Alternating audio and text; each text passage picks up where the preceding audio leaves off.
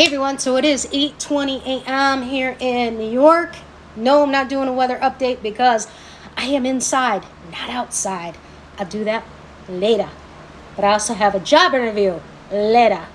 So yeah, job interview.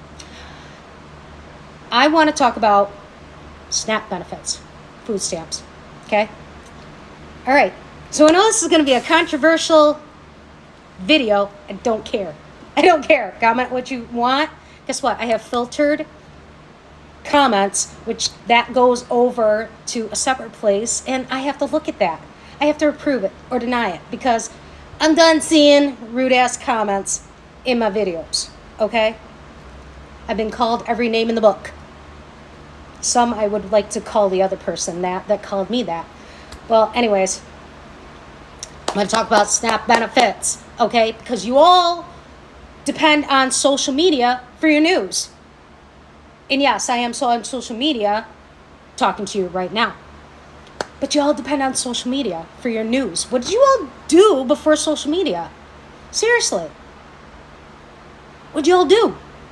Where'd you get your news? Well, anyways, we're going to talk about the big, beautiful bill. And here we go. I'm going to have the Democrats coming at me. Don't care. The big, beautiful bill is actually in Project 25. If you actually read Project 25 from front to back, you would know that was actually in Project 25. But a lot of you don't have the reading comprehension to have read like a 400 plus page document.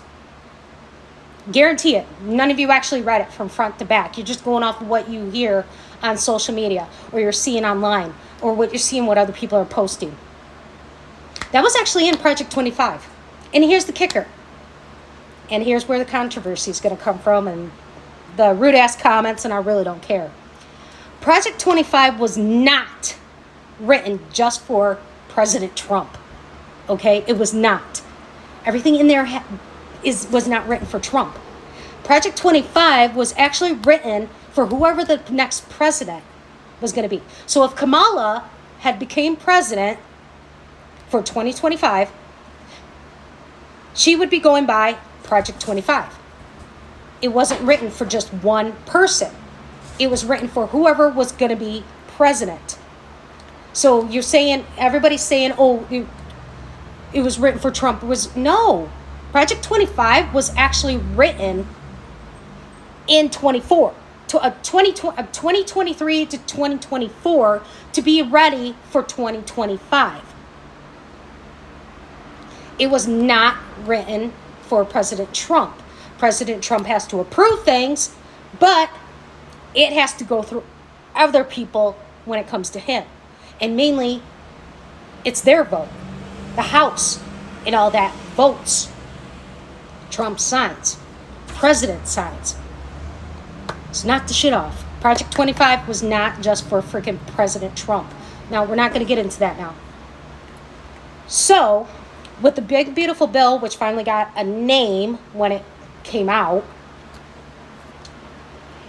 it states that people are going to be taken off of SNAP benefits.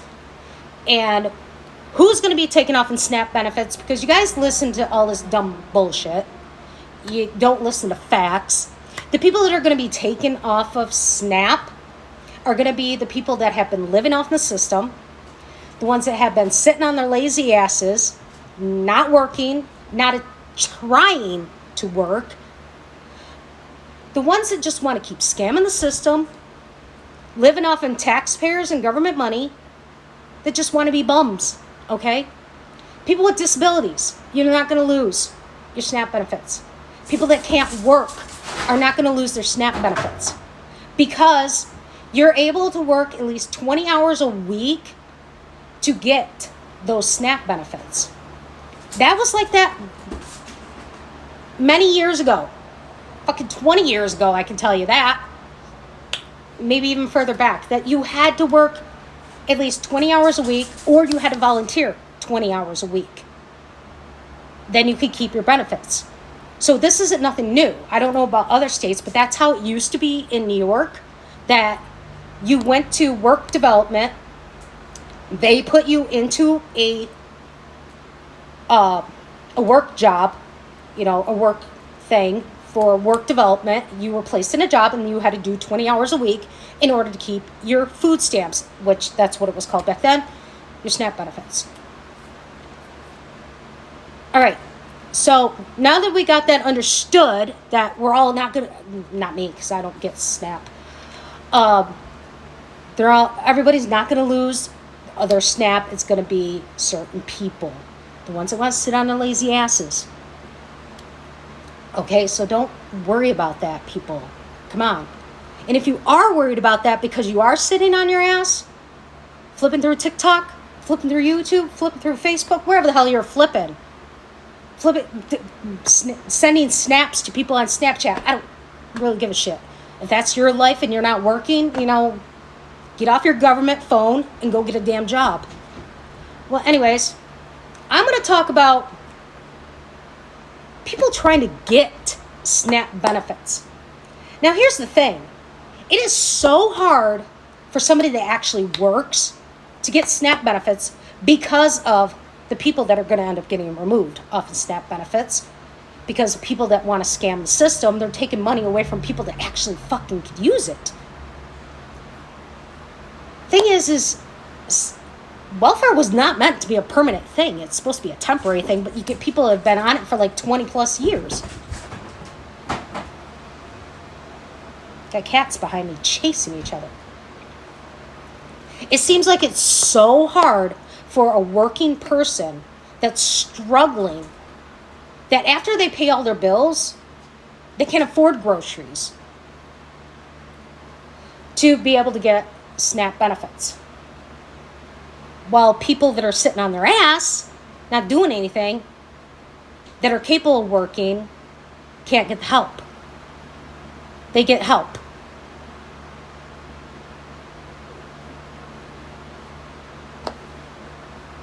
Because here's the thing. When it comes to them asking you questions on your SNAP application, and then when they do like a phone interview or an in-person interview, they ask you, who lives with you. They ask you about income. They ask you about rent.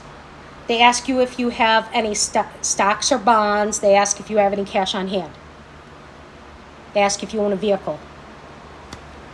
Well, why don't you ask me if I pay for a cell phone? Or if I pay for things other than just rent. They look at just rent. So when you tell them, okay, I pay $800, $900, $1,000 for rent, they don't take in consideration, okay, so I have all these different utilities. Some people have car payments. You have a cell phone. You have maintenance on your vehicle. You have other expenses, but they only seem to care about your rent, and that's all they put into when they're adding up everything, and then you get fucked over because you may make a little more than what their income guidelines are, which in my case, in my opinion, the income guidelines are fucking stupid. Who the hell can live off of what those income guidelines are and be able to go grocery shopping? So they don't take into consideration we actually have other bills. Knock it off. See, when people are applying for SNAP, they don't take in consideration that the person's, working, and we have all these different bills, not just rent. So when they're doing their math, they're not taking anything else into consideration, and then the person gets denied, and then boom, they're visiting food pantries, churches, and whatnot just so they can get some food. So hopefully, come next year, when people are being removed off of SNAP that want to sit on their lazy ass, hopefully now working class people can get help. But I know here in New York, they don't help worth shit. It's like the people that work are just minorities, while the people that are sitting on welfare get everything. It's ridiculous.